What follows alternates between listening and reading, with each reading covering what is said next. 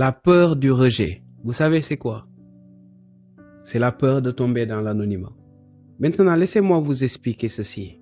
Vous devez aimer l'anonymat. Parce que ça a été au début de votre vie. Et ce sera la chose que vous allez rencontrer à la fin. Quand vous étiez dans le ventre de votre mère, quand vous êtes arrivé au monde, vous étiez marqué par le sceau de l'anonymat. Ce sont vos parents qui vous ont donné un prénom. Quand vous allez mourir, regardez bien dans toutes les sociétés, quand une personne meurt, on ne l'appelle plus par son prénom.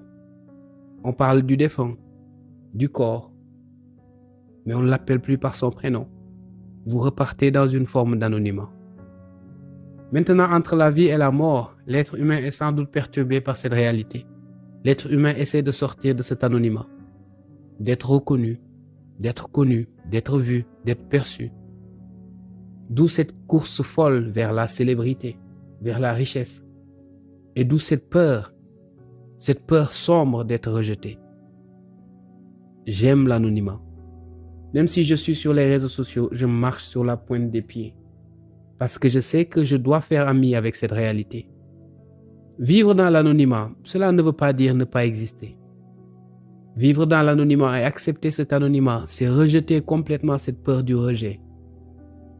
Avoir la possibilité et la force de marcher seul, de vous asseoir seul, de réfléchir seul. Réfléchissez bien à ce que je vous dis. Accepter l'anonymat, c'est accepter de marcher libre. Et cela ne vous empêche pas de vous réaliser en tant qu'homme ou en tant que femme. Comment pouvez-vous avoir peur d'une réalité qui vous suit dès le début et qui sera là à la fin? Comment pouvez-vous avoir peur d'une réalité pareille?